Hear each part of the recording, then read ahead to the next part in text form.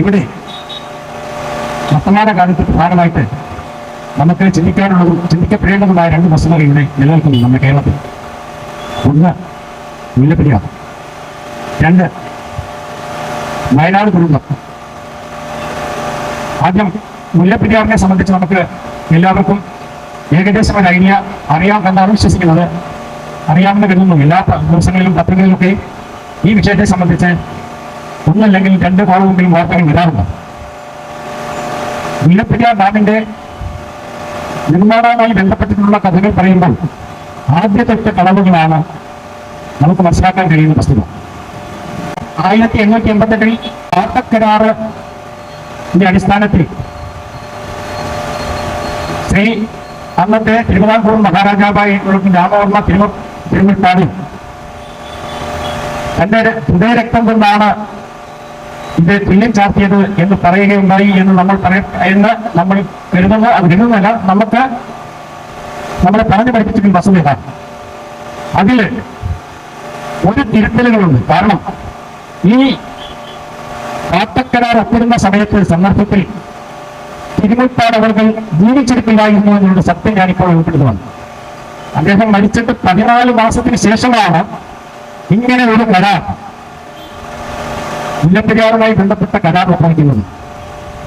മുല്ലപ്പെരിയാർ ഡാമുമായി ബന്ധപ്പെട്ട ഒരു കരാറിലും കേരളം ഒപ്പിട്ടിട്ടില്ല എന്നുള്ളത് യാഥാർത്ഥ്യം മനസ്സിലാക്കണം. നിങ്ങൾ തേക്കടിക്കടുത്തുള്ള 8000 ഹെക്ടർ സ്ഥലം കൈമാറുന്നതുമായി ബന്ധപ്പെട്ട് നടത്തിയ ഒരു കോമ്പൻസേഷന്റെ അടിസ്ഥാനത്തിലാണ്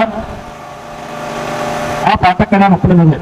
അല്ലാതെ മുല്ലപ്പെരിയാറുമായി ഇതിന് ബന്ധമില്ല. മുല്ലപ്പെരിയാർ കരാറുമായിട്ട് കേരളം യാതൊരുടെയും വെച്ചിട്ടില്ല. ആ വസ്തുത നിലനിൽക്കുകയാണ് മുല്ലപ്പെരിയാർ 1888 ആരംഭിക്കുന്നതും 1895 ഇത് കമ്മീഷൻ ചെയ്യുന്നു. അന്ന് ഏതാണ്ട് 40,000 രൂപയുടെ കരാർ മാത്രമാണ്, അതായത് നമ്മുടെ ലാൻഡ് വിട്ടുപോകുന്നതിന്റെ കരാർ മാത്രമേ ഉണ്ടായിരുന്നുള്ളൂ. ഈ വെള്ളം ആദ്യമൊക്കെ കൊണ്ടുപോകുമ്പോൾ പൈസ അടക്കം കിട്ടുമായിരുന്നു എങ്കിലും പിന്നെ തമിഴ്നാട് സർക്കാർ പണം തരാതെയായി.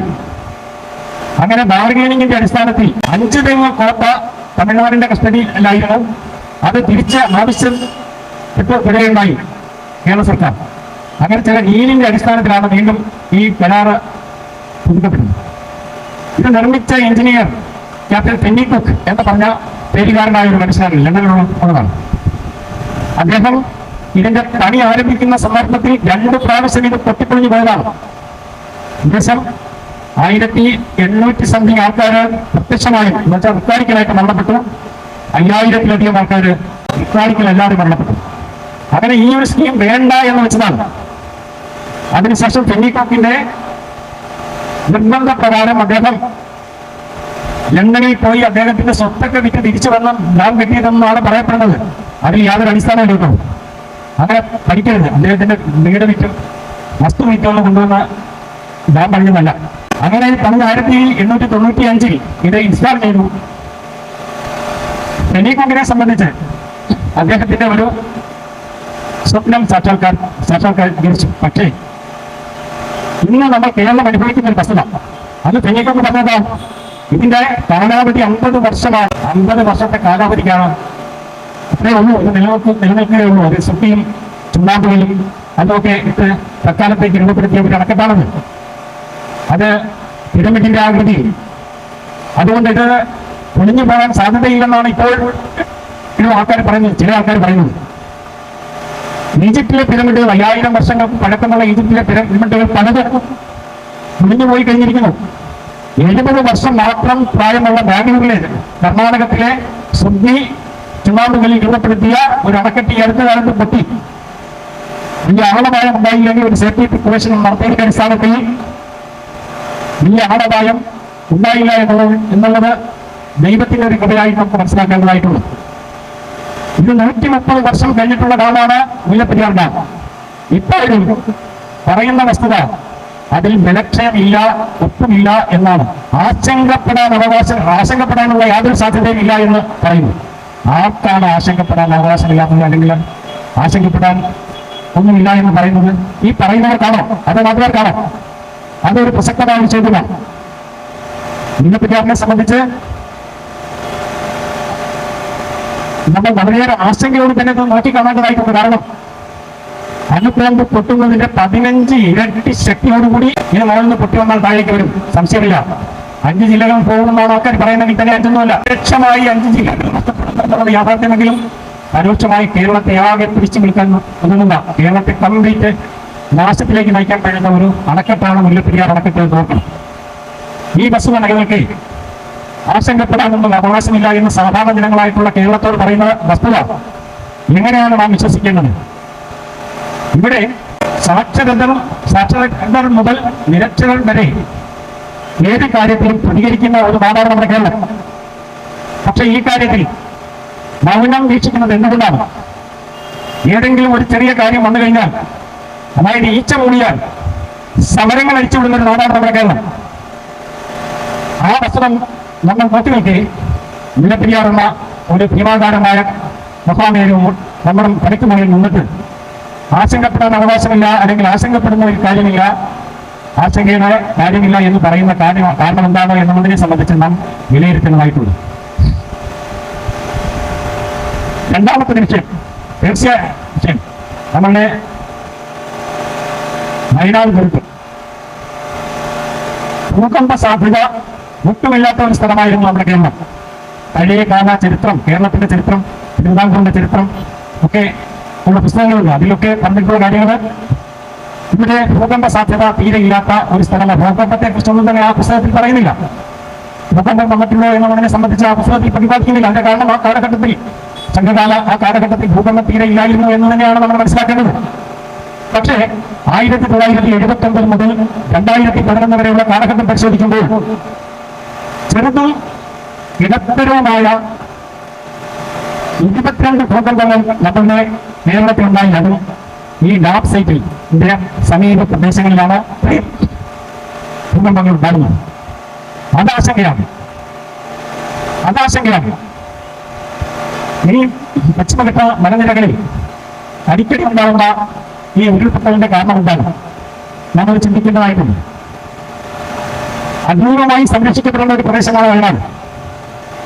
അതും ബാങ്കിൽ റിപ്പോർട്ടിനെ പരിശോധിച്ചാൽ മനസ്സിലാക്കാം. ബാങ്കിൽ റിപ്പോർട്ട് നാം മനസ്സിലാക്കിയിരിക്കുന്ന വസ്തുത, ആ പ്രദേശത്ത് താമസിക്കാൻ പാടില്ല, ആൾക്കാരെ കുടിയേറി വിടും, ആടിനെ വളർത്താൻ പറ്റില്ല, കന്നുകാലികളെ വളർത്താൻ പറ്റില്ല, കൃഷി നടത്താൻ പറ്റില്ല. മാത്രമേ ബാങ്കിൽ റിപ്പോർട്ട് നടപ്പിലാക്കി കഴിഞ്ഞാൽ കുടിയിറക്കപ്പെടും, യാതൊരു കൃഷി നടത്താൻ നമുക്ക് സാധിക്കില്ല. ഇതൊക്കെയാണ് നമ്മളെ പഠിപ്പിച്ചു വെച്ചിരിക്കുന്ന ഒരു കാര്യങ്ങൾ. സുഹൃത്തുക്കളെ, അതല്ല എന്റെ യാഥാർത്ഥ്യം.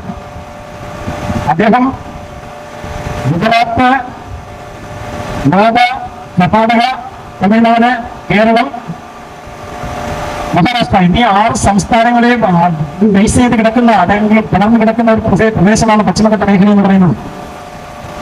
അതുണ്ടായിട്ട് ഏകദേശം 9 കോടി വർഷത്തിലധികമായി. 2 കോടി വർഷങ്ങൾക്ക് ശേഷം അവിടെ പ്രസിദ്ധിച്ചു. ഏകദേശം 4000 വർഷങ്ങൾ അവിടെ ഉണ്ടായി. 353 തരം ശലഭങ്ങൾ വന്നു, 288 തരം തവളകളും മത്സ്യങ്ങൾ അങ്ങനെയൊക്കെ ഉണ്ടായി. അങ്ങനെ വിവിധ തരത്തിൽ പ്രകൃതി രമണീയമായ അല്ലെങ്കിൽ ഒരു ബയോഡൈവേഴ്സിറ്റി കൺസർവേഷനുള്ള ഒരു പ്രദേശമായി മാറി പശ്ചിമഘട്ട മേഖല. ഈ പശ്ചിമഘട്ട മേഖലയിലെ അപൂർവമായി കൺസർവ് ചെയ്യേണ്ടതായ സ്ഥലങ്ങൾ കണ്ടുപിടിക്കലാണ് ആദ്യം മഹാത്മാഗാന്ധി ചെയ്തത്. അദ്ദേഹം മാത്രമായിരുന്നില്ല ആ കമ്മിറ്റിയിലുണ്ടായിരുന്നത്. 5 ഉദ്യോഗസ്ഥന്മാരെ അടങ്ങുന്ന ഒരു സംഘം, 8 എൻജിഒസ് ആയിട്ടുള്ള 8 പേര്, അദ്ദേഹം ഉൾപ്പെടെ 14 പേരടങ്ങുന്ന ഒരു സംഘമാണ് ഈ പശ്ചിമഘട്ട മേഖലയിലെ കംപ്ലീറ്റ് സ്ഥലങ്ങളിൽ വേണ്ടി പരിശോധിക്കപ്പെട്ടപ്പോൾ അത് അദ്ദേഹം പറഞ്ഞ അഭിപ്രായം, ഈ സ്ഥലത്തെ ഓരോ ഭാഗങ്ങളാക്കി തരംതിരിക്കുക, ഓരോ ഭാഗങ്ങളാക്കി തരംതിരിച്ചിട്ട് അത് ഏത് പഞ്ചായത്തിലാണോ വരുന്നത്, അല്ലെങ്കിൽ ഏത് മുനിസിപ്പാലിറ്റിയുടെ ഭാഗമാണോ വരുന്നത്, അവരുമായി സഹകരിച്ചുകൊണ്ട് ആ പ്രദേശത്തെ എന്തെല്ലാം കാര്യങ്ങൾ അവിടെ അടങ്ങിയിട്ടുണ്ട്, ഏതെല്ലാം സ്പീഷീസ് ഉണ്ട്, ഏതെല്ലാം മൃഗങ്ങളുണ്ട് എന്നതിനെ സംബന്ധിച്ച് ഒരു ദീർഘമായ പഠനം തദ്ദേശ സ്വയംഭരണ സ്ഥാപനങ്ങളുമായി ഏകോപിപ്പിച്ചുകൊണ്ട് നടത്തുക എന്നുള്ളതായിരുന്നു ആദ്യത്തെ അദ്ദേഹത്തിന്റെ ആ റിപ്പോർട്ടിന്റെ ആദ്യ ഭാഗം.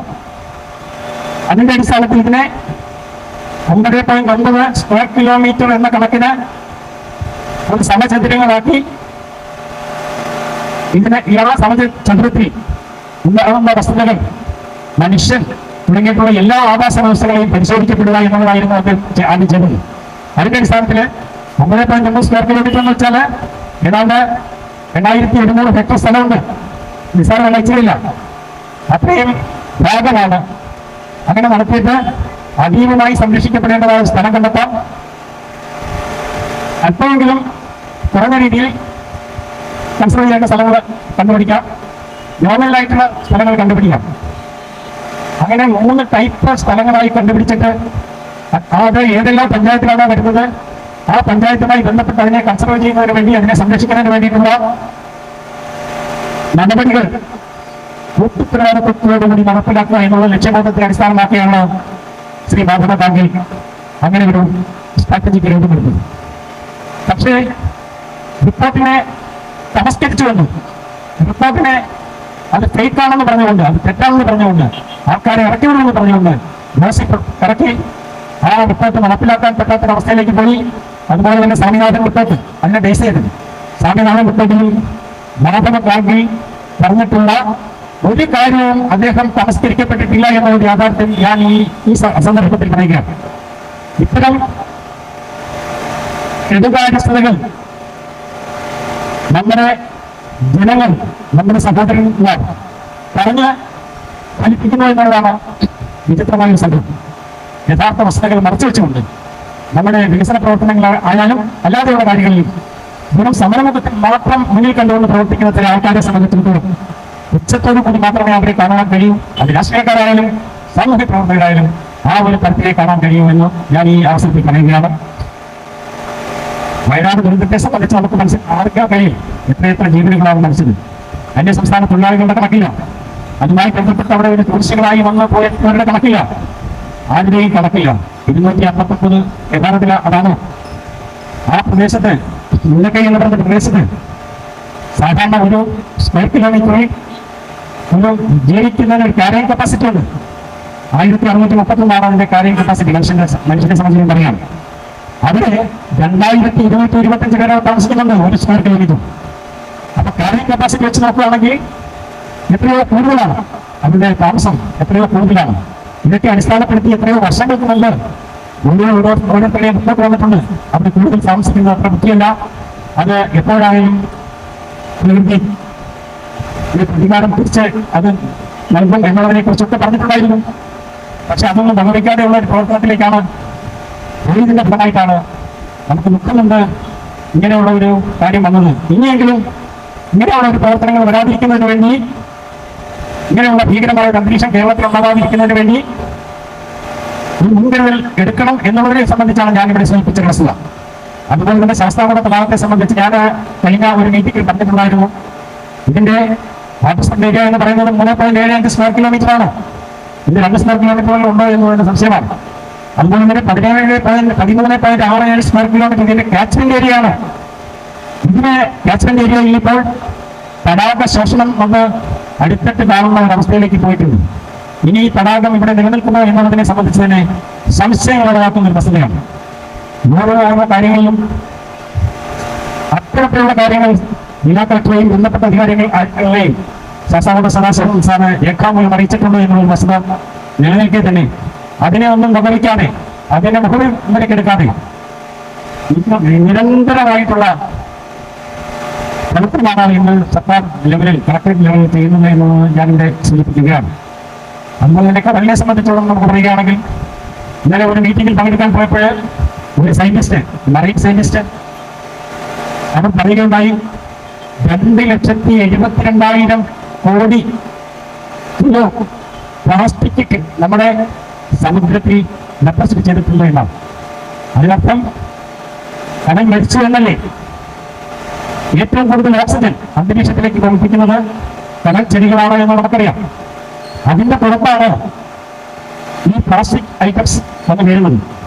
നമ്മൾ ഉപയോഗിക്കുന്ന പ്ലാസ്റ്റിക് അത് വലിച്ചെറിയുമ്പോൾ അത് എങ്ങനെയായാലും ശരി അത് കടലിൽ അവസാനത്തിരിക്കും.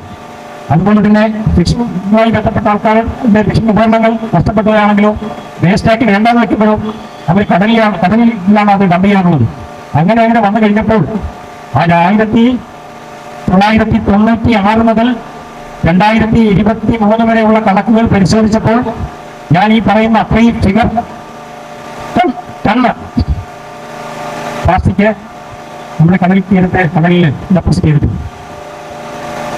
അത് നമ്മുടെ മനുഷ്യ കുലത്തിന്റെ അല്ലെങ്കിൽ ജീവജാലങ്ങളുടെ നിലനിൽപ്പിൽ തന്നെ ഓക്സിജന്റെ നിലനിൽപ്പിൽ തന്നെ വളരെ ഭീഷണിയായി നിൽക്കുന്നതെന്നുള്ള യാഥാർത്ഥ്യം ഞാൻ ഇവിടെ പങ്കുവയ്ക്കുകയാണ്.